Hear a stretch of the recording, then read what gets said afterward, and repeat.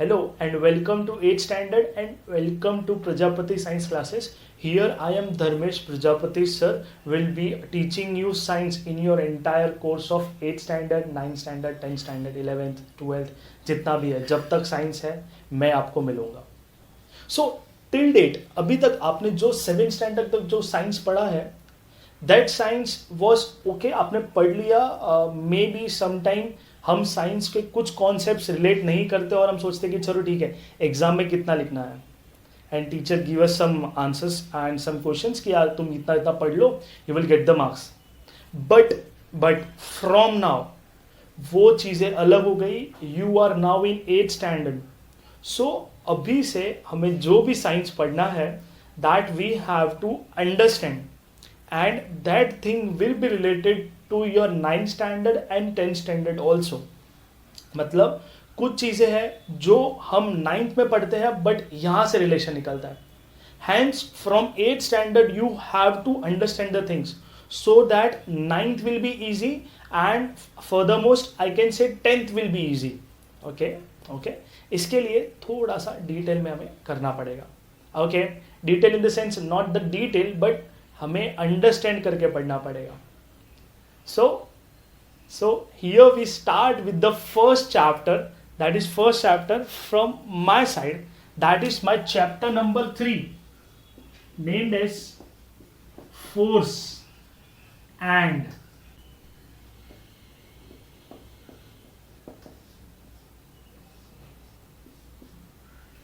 So the chapter name is Force and Pressure, which is a chapter number 3 from your class 8.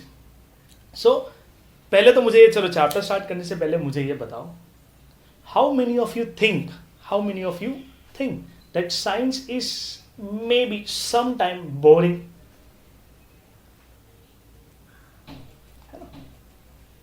So yes, it is not a live lecture or it is not a classroom lecture कि मैं आपसे directly feedback ले पाता, but ठीक है. So many of you think like कि sir थोड़ा कभी कभी बोरिंग हो जाता है. But trust me, science is never boring. Science is never boring. Maybe the teacher which is explaining you, maybe she or he is boring. ठीक है. So it is all about the perspective. But trust me, I'll give my 100% to make your science. अगर आपका thinking है कि यार science थोड़ा सा boring है, so trust me, I'll make you to fall in love with the science. ठीक है. So without wasting your much time, without consuming your much time, we'll directly start with the chapter named as Force and Pressure. So in the first lecture, I'll be explaining you about the forces. और maybe मैं इस lecture को थोड़ा short रखूँ and forces को एक next lecture में भी थोड़ा सा बताऊँ. So फर्स्ट लेक्चर में फोर्सेस होगा, सेकेंड लेक्चर में प्रेशर होगा and the last lecture will be the application and the buoyancy force. कुछ तो होता है, आर्किमिडीज प्रिंसिपल, बहुत इंटरेस्टिंग है and the chapter will be over. So I take 3 to 4 lectures to complete the chapter. So trust me, it will be very easy and very interesting. So सबसे पहले मेरे को बताओ, tell me what is force? What is force?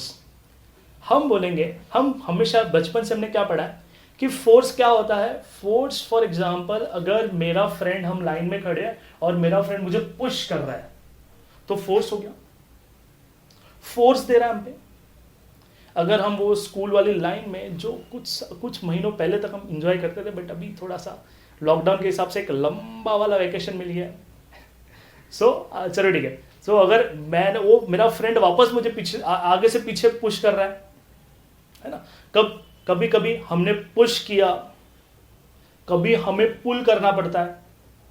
Hence हमने बचपन में एक sentence पढ़ा था, व्हाट इज फोर्स. बचपन is your till 7th standard. अगर मैं कभी बोलूँ कि फ्रॉम योर चाइल्डहुड और फ्रॉम बचपन में आपने कुछ पढ़ा था तो it means your till your 7th standard. ठीक है. So till your last standard I must say. So अगर मैंने पढ़ा है पहले दैट व्हाट इज फोर्स, तो हमने बोला था फोर्स इज अ पुश और पुल. पुश और पुल कहां पे लगेगा, पुश और पुल कहां पे लगेगा, ऑब्जेक्ट पे लगेगा और ऑब्जेक्ट क्या करेगा, दैट कॉजेज, मैं बोलूं that causes the object to slow down और स्पीड अप। मतलब अगर मैं किसी को पुश कर रहा हूं तो उसका वेलोसिटी, मैं उसका बोलूं उसका स्पीड बढ़ने लगेगा। और अगर मैं किसी को पुल कर रहा हूं, मतलब वो ऑब्जेक्ट चल रहा था, मैंने उसको पुल करके रोकने का ट्राई किया, hence I am slowing down the vehicle या स्लोइंग डाउन द ऑब्जेक्ट, है ना। और बुलक कार्ट है, बुलक कार्ट आगे से पुल हो रही है और मैंने इसको पीछे से पुल करके रखा है, hence the object will be at stationary. Tug of war, यहां से पुल किया, यहां से पुल किया, बॉडी कहां रहता है, स्टेशनरी।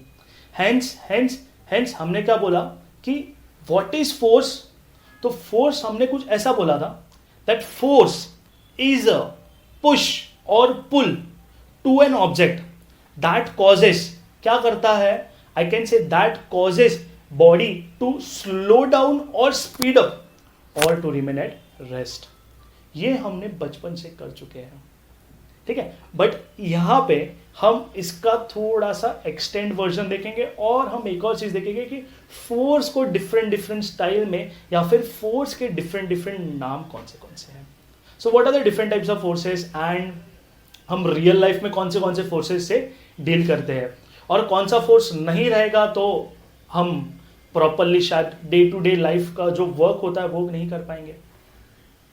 Getting my point.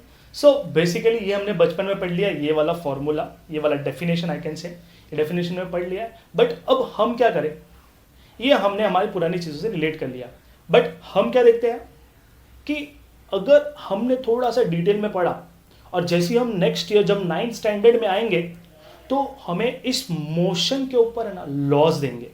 अब लॉज मतलब जैसे बॉडी मूव करता है उस मोशन के लिए हम लॉज पढ़ते हैं। अब लॉज मतलब होता है एथिक्स की, या रूल्स होते हैं कुछ तो किसके, जब बॉडी मोशन में रहता है। जो मोशन के बारे में हम लॉ पढ़ेंगे in 9th standard, but that is actually related to our 8th standard. अब कैसे, अगर चलो अज्यूम करो कि हम फोर्स नहीं लगा रहे, if I am not applying the force, body क्या करेगा। अगर मैंने बोला बॉडी इज एट रेस्ट, अगर ये बॉडी है, ये अर्थ है, जो भी है, ये रेस्ट पे रहेगा। कब तक रेस्ट पे रहेगा, जब तक मैं बोलूं इस पे एक बाहर वाले से कोई धक्का नहीं आता। मतलब मैं ऐसे बोल, a stationary object on which no force is acting, मतलब इस ऑब्जेक्ट ये स्टेशनरी है, इस पे कोई फोर्स एक्ट नहीं हो रहा है, so it will remain stationary. Okay, so ये चीज किसने बोला, ये चीज हमें न्यूटन एक्सप्लेन करते हैं। Newton, who was Newton? Newton was one of the biggest scientists, one of the, I can say one of the greatest scientist of all time। मतलब तुम पूरी लाइफ का देख लो, उसमें एक बड़े साइंटिस्ट का नाम आता है, बड़े फिजिसिस्ट का नाम आता है, जो फिजिक्स को बहुत डिटेल में पढ़ा था, दैट इज साइंस को बहुत डिटेल में पढ़े थे, उन्होंने हमें बताया था। A stationary object on which no force is acting, मतलब ये ऑब्जेक्ट स्टेशनरी रहेगा, क्यों रहेगा, जब इस बॉडी पे फोर्स नहीं लग रहा है, hence it will remain stationary. और ये हमें एक्सप्लेन किया था by Newton in his first law. So अगर मैंने इसे और डिटेल में देखा तो उन्होंने क्या बोला, ये चीज एक्सप्लेन की कि अगर ये बॉडी स्टेशनरी है तो वो स्टेशनरी ही रहेगा। कब तक, जब तक एक बाहर से एक पुश या पुल फोर्स नहीं आता। उन्होंने सिर्फ इधर तक ही नहीं बोला, उन्होंने और भी बोला कि चलो इस ऑब्जेक्ट को हम स्पेस में लेके जाते हैं। स्पेस में मतलब जहां पे मून से, अर्थ से ऊपर, मून के भी ऊपर चले गए हम, और फिर वहां पे मैंने ऑब्जेक्ट को ऐसे देखा तो ऑब्जेक्ट, सारे ऑब्जेक्ट पता है सब मूव करते रहते हैं, और उन चीजों को हम एस्ट्रॉइड, कॉमेट्स बोलते हैं। अब वैसे ही ऐसे ही मैंने एक ऑब्जेक्ट को देखा तो ऑब्जेक्ट चल रहा था, उसे कोई रोक नहीं रहा था, वो चलते रह रहा था। कब तक चलता रहेगा, जब तक एक बाहर वाला, या फिर मैं बोलूं एक बाहर से कोई फोर्स उसे रोकता नहीं है। Hence I can say an object continue to remain in motion with same speed and direction, मतलब उसका स्पीड भी वही रहेगा और डायरेक्शन भी वही रहेगा। कब तक, when no external force is acting on an object. Getting my point. मतलब वो ऐसे बोल रहे हैं कि अगर एक बॉडी रेस्ट पे है तो रेस्ट पे रहेगा, और एक बॉडी अगर मोशन में है तो वो मोशन में रहेगा। कब तक मोशन में रहेगा? जब तक कोई भी बाहर वाला या फिर कोई भी फोर्स उस पर एक्ट नहीं होता। Hence, the object at rest will remain at rest, and an object in motion will continue to remain in motion with the same speed and direction. कब तक? When no external force is acting on an object. Hence, that thing we will be understand in the next year, next lecture भी नहीं, next year हम 9th में understand करते हैं in the statement named as Newton's first law of motion. मतलब अगर law motion की बात करते हैं तो हमें सबसे पहले न्यूटन ही दिखते हैं, and name is sir Ijak Newton. ठीक है, सो वो है हमारा फर्स्ट लॉ, बट वो देखो वहां पे है, बट हमें यहाँ पे अंडरस्टैंडिंग देते हैं। सो इन द नेक्स्ट ईयर जब हम पढ़ेंगे इसको अच्छे से, तो मैं आपको वापस बोलूंगा कि यार अपने 8th में पढ़ा था, तो आप बोलना नहीं कि नहीं सर हमको तो पता ही नहीं। Okay, so the first law is this, that is my Newton's first law। समझा क्या है? जब हमें पता है फोर्स लगेगा तो बॉडी मूव करेगा, और अगर फोर्स नहीं लगा तो बॉडी अपना मोशन चेंज नहीं करेगा। आई कैन से बॉडी अपना जो भी है, अपना पोजीशन, अपना कंडीशन चेंज नहीं करेगा, अपना सिचुएशन चेंज नहीं करेगा, और उसी को मैं बोलूं स्टेट चेंज नहीं करेगा। हेंस वो अगर रेस्ट स्टेट में है तो वो रेस्ट में रहेगा, और अगर मोशन वाले स्टेट में तो वो मोशन में रहेगा। Getting my point, and that is my Newton's first law. Okay, easy है। So that is the introduction to the force. और अगर फोर्स नहीं है तो न्यूटन का फर्स्ट लॉ है, और अगर बेसिकली अगर फोर्स लगा तो न्यूटन का सेकेंड लॉ आ जाता है।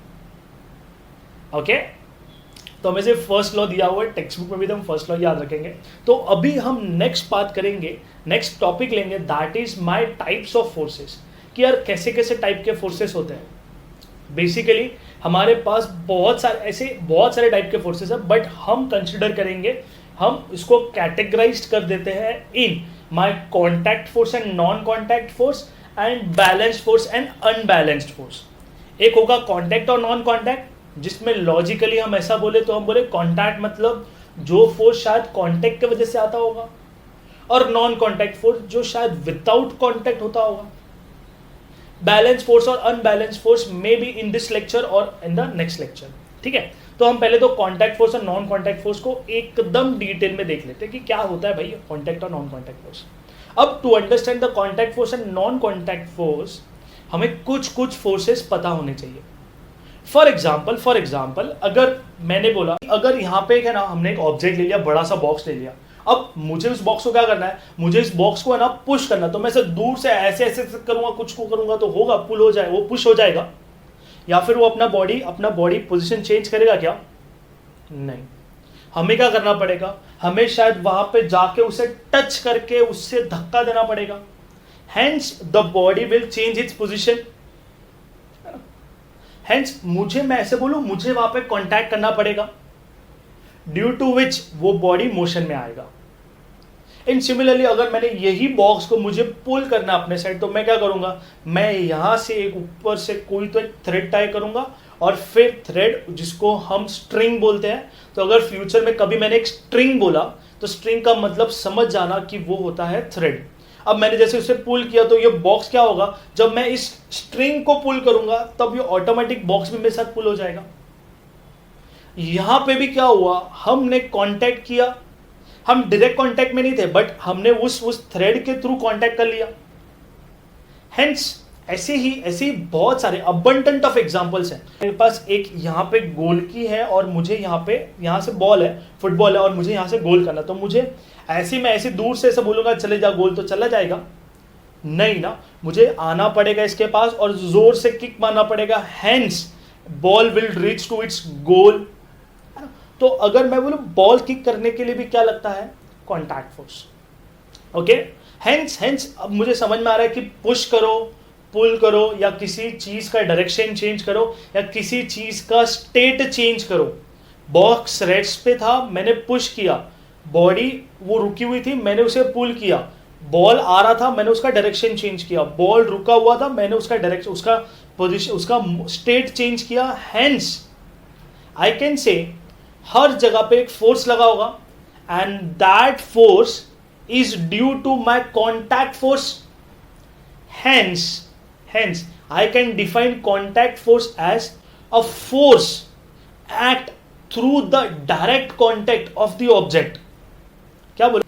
A force act due to, I can say, a force act through direct contact of the object or via one or more object. मतलब जैसे यहाँ पे एक ऑब्जेक्ट था, मैंने यहाँ से पुल किया तो मैं एक अदर ऑब्जेक्ट हो गया, ऐसे भी कंसिडर कर सकते हैं। या फिर वो रोप, मैं, तीन ऑब्जेक्ट है। हेंस आई कैन से अगर किसी भी बॉडी का कांटेक्ट हो रहा है बाय वन ऑब्जेक्ट या वन और more object, hence that force is known as contact force. तो अगर मुझे ये सब चीज समझ में आ रही है तो मैंने कांटेक्ट फोर्स को डिफाइन भी कर लिया। अब ऐसे ही अगर नॉन कांटेक्ट फोर्स की बात करते हैं तो वहां पे क्या होगा? लॉजिक सी बात है, जहां पे हम कांटेक्ट नहीं करेंगे फिर भी फोर्स क्रिएट हो रहा होगा। For example, sir Ijak Newton was sitting under the tree and the Apple fall on his head. मतलब ऊपर से एप्पल जैसे ही गिरता है तो वो नीचे आने लगता है, तो न्यूटन सोचता है कि वो एप्पल नीचे ही क्यों आया? Why doesn't he follow the path in the left और इन द राइट? बताओ, तो नीचे ही क्यों आया? Because of some force which is provided by the earth, hence that force is known as gravitational force, या फिर हमने उसे ग्रेविटी के नाम से याद रखा था, है ना। जो ग्रेविटी जो फोर्स अप्लाई करता है टू चेंज इट्स पोजीशन, जैसे मैंने बोला चेंज इट्स मोशन, जैसे फॉर एग्जांपल ये बॉडी रेस्ट पे था ना, जैसे पुल किया बॉडी स्पीड बढ़ाने लग गया और वो नीचे आने लग गया, hence that is known as gravity, और वो फोर्स को नाम दिया है ग्रेविटेशनल फोर्स। वैसे ही ये हो गया ग्रेविटेशनल फोर्स। अब मुझे बताओ, इन दोनों में कांटेक्ट था, मतलब ऐसा था क्या, ऐसा एकदम धरती थी ऐसा ना, और पूरा जब फट जाता है अंदर से ऐसा हाथ निकलता है, वो एप्पल को पकड़ के नीचे खींचता है, ऐसा कभी होता है? नहीं। हेंस अगर ऐसा होता तो हम बोलते थे कांटेक्ट फोर्स, बट ऐसा नहीं होता। तो क्या होता है वहां पे? That is non contact force. वैसे ही अगर मैंने एक और एग्जांपल लिया, अगर मैंने बोला कि ये मेरा नॉर्थ पोल है, ये मेरा साउथ पोल है, किसके होते हैं north pole south pole? I can say magnet. वैसे ही मैंने ये बोला ये मेरा नॉर्थ पोल है, ये मेरा साउथ पोल है, हेंस याद रखना thumb is my north pole, ठीक है। अब मैंने बोला ये नॉर्थ पोल साउथ पोल, और मैंने यहां पे नॉर्थ पोल साउथ पोल रखा, तो ये क्या करेगा? वी नो अगर सेम पोलैरिटी है, सेम पोल्स है, तो दे विल रिपेल ईच अदर। और अगर मैंने एक पोल को ऑपोजिट कर लिया, ये नॉर्थ पोल है और ये साउथ पोल है, तो ये क्या करेगा? They will attract themselves. इन दोनों में कोई कांटेक्ट है क्या? ऐसा कोई थ्रेड टाइप किया, ऐसे थ्रेड टाइप कैसे खींचा क्या? नहीं ना, कुछ नहीं किया। विदाउट एनी कांटेक्ट फोर्स एक फोर्स क्रिएट हो रहा है, hence due to which it will stick to the other particle, या फिर it will attracted by the other magnet, hence that force is known as non contact force. तो एक होता है ग्रेविटेशनल फोर्स, एक होता है मेरा मैग्नेटिक फोर्स। ऐसे ही हमारे पास बहुत सारे एग्जाम्पल है। फॉर एग्जाम्पल अगर हमें याद है तो हमने एक एक्सपेरिमेंट किया था जिसमें हम स्केल लेते हैं और स्केल को ऐसे हेयर से रब करते हैं और यहाँ पे पेपर के पीछे रखते हैं और फिर ऐसे इसको पास में लेके आते हैं, and the paper piece start pulling upwards या फिर start moving in upward direction, इसको चिपकने लगता है। Hence that force is due to electrostatic force. मतलब वहां पे कुछ तो पोलैरिटी आता है, दैट इज नेगेटिव चार्ज, किसी के पास पॉजिटिव चार्ज। हेंस हम जब फोर्स कंसिडर करते हैं about the negative charge and about the positive charge, इधर भी सेम है पोलैरिटी। ऐसा अगर सेम पोलैरिटी रहेगा, प्लस प्लस रहेगा तो रिपेल करेगा, हाँ अगर प्लस माइनस रहा तो it will attract obviously. Hence that force is known as electrostatic force. अगर मैं डिफाइन कर दूं that is my non contact force को, तो हम ऐसा बोल सकते हैं a force applied on an object, I can say a force applied on an object even if the two objects are not in contact, and that force is known as non-contact force. Easy है।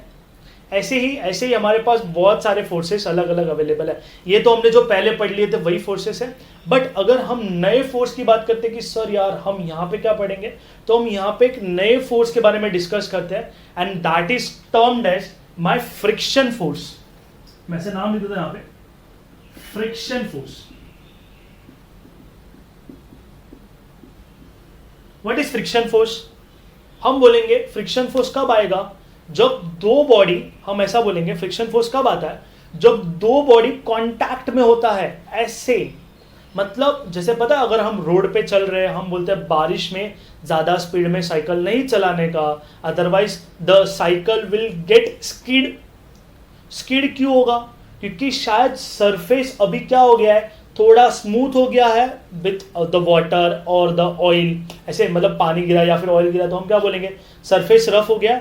Hence वहां पे होगा क्या, हम बोलेंगे वहां पे हमें फ्रिक्शन नहीं मिलेगा, and due to which the car या the cycle get slip. Okay, hence friction force क्या होता है, हम बोलेंगे when two body are in contact, है when two body are in contact the forces created between them is called as friction force. Okay, so friction force, ये क्या है friction force? Friction force is necessary for every motion of an object. मतलब अगर आप कोई भी motion देख रहे हो, rather you are walking on the road, rather you are sitting under the car, there is always a force that is termed as friction force. और friction force क्या करेगा, फ्रिक्शन फोर्स दो बॉडी का contact से उसे रोक के रखेगा या फिर उसे बैलेंस करने में हेल्प करेगा। For example if assume you are walking on the road, अगर अज्यूम करो ये मेरा ये प्लैंक है, या फिर एक प्लैंक मतलब एक ऐसे वुड का फ्लोर है, या फिर कोई तो एक फ्लोर है। अगर मैं चल रहा तो मैं क्या कर रहा हूँ, मैं अपने पैर से, ये मेरा पैर का पाम है, मैंने ऐसे नीचे रखा और इसको मैंने ऐसे पीछे पुश किया, गिर गया मेरा, पुश किया तभी तो ये पीछे जाएगा और मेरा बॉडी आगे आएगा। फॉर एग्जांपल देखो ऐसे चल रहे हैं हम, अगर मैंने इसको यहाँ पे, अगर मैंने यहाँ पे ऐसा फिक्स नहीं हुआ पैर, तो मैं क्या करूँगा, इधर ही चलते रहूँगा।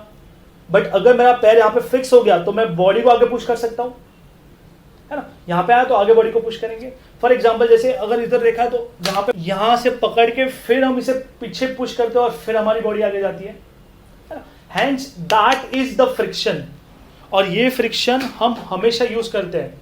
Rather you are walking on the road, rather you are sitting under the car, सब जगह यही यूज होता है। अब फॉर एग्जाम्पल अगर जैसे हमने मूवीज वगैरह या फिर आपने कभी रियलिटी में भी फेस किया होगा कि अगर एक बनाना पिल है, दैट इज बनाना का जो छिलका होता है, वो रोड पे रखा हुआ है और हमारा गलती से पैर उस पर गिर जाता है, तो एक्चुअल में क्या होता है, हम शायद उस रोड से कांटेक्ट में नहीं आते, क्योंकि शायद बनाना पिल क्या होता है, वो फटाफट स्प्लिट हो जाता है और ऐसे मूव करने लगता है सरफेस पे, और हमारा पैर तो उस पर बोलेगा अरे सरफेस नहीं मिला, and hence we get fall on the road, जो भी है स्टेयर्स जो भी है, hence we get stitches on the head और फ्रैक्चर आ जाता है, कुछ तो आ जाता है। हैंस हम बोलते हैं friction force is very necessary. I tell you a story. मेरे प्रोफेसर थे, तो उनको हमने ऐसे ही पूछा, he got fracture in his hand, और फिर हमने उनको पूछा कि सर आपके हाथ में फ्रैक्चर आ गया, सर क्या हो गया।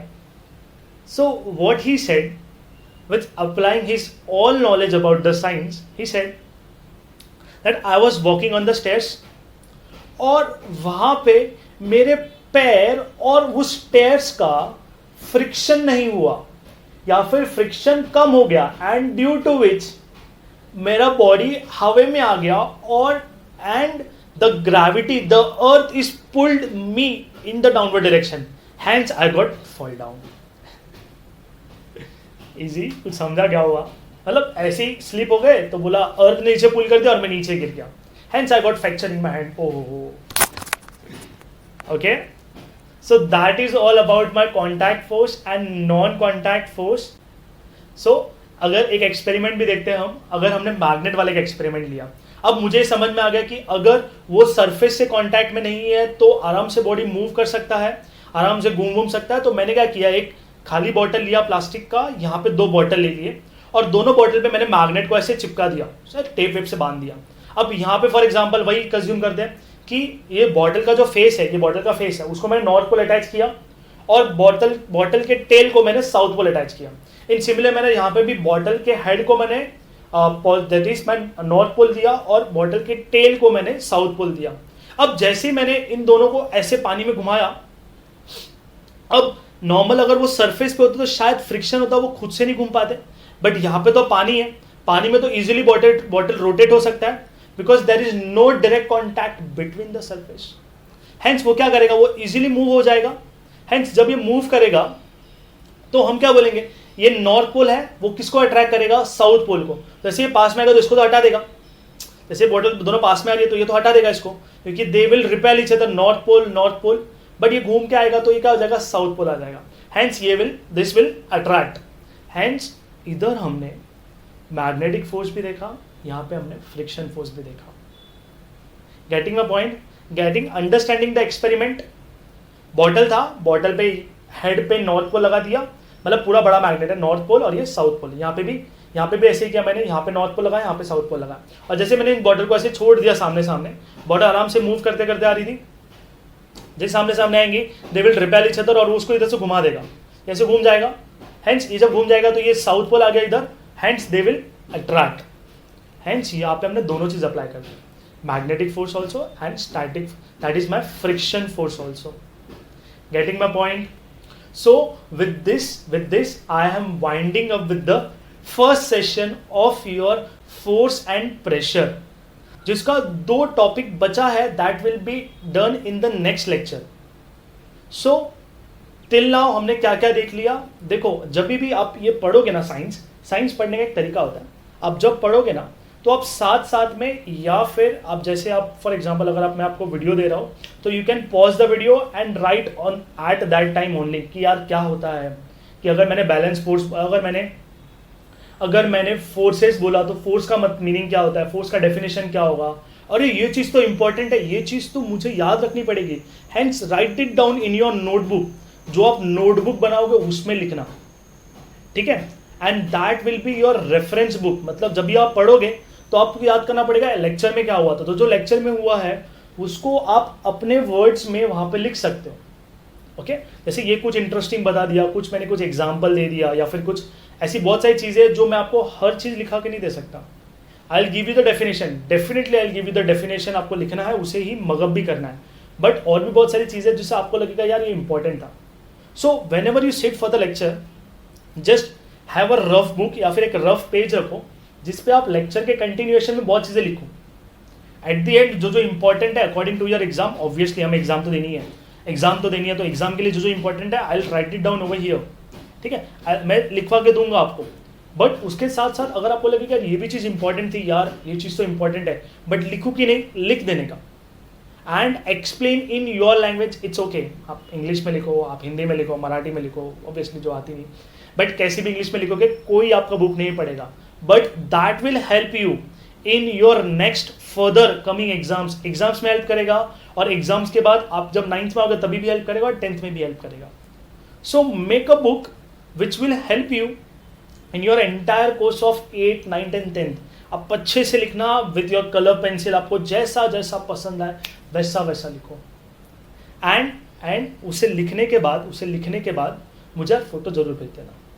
मतलब आपने जो लिखा आपके वर्ड्स में, it's okay if you not send me that photo, चलेगा। बट जो मैं डेफिनेशन बोल रहा हूँ, जो आपको यहाँ पे डेफिनेशन दिख रहे हैं, वो सारे डेफिनेशन आपको अच्छे से लिखने हैं। फर्स्ट हमने अभी लेक्चर का एक रिवीजन देख लेते, क्या देखा हमने लेक्चर में। हमने पहले देखा कि व्हाट इज फोर्स, फिर हमने देखा कि what is Newton's first law, अगर फोर्स नहीं लगा तो न्यूटन का फर्स्ट लॉ लगेगा। फिर हमने बोला कॉन्टैक्ट फोर्स क्या है और नॉन कॉन्टैक्ट फोर्स क्या है। गेटिंग माय पॉइंट, एंड इनके एग्जांपल्स भी हमने साथ में लिख दिए।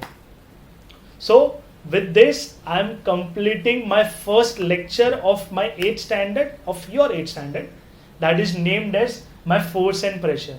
सो टिल देन कीप प्रैक्टिसिंग। आप गूगल पे करो, आप अलग अलग वेबसाइट पे सर्च करो, उसके बारे में पढ़ो, विकीपीडिया पे पढ़ो, मजा आएगा।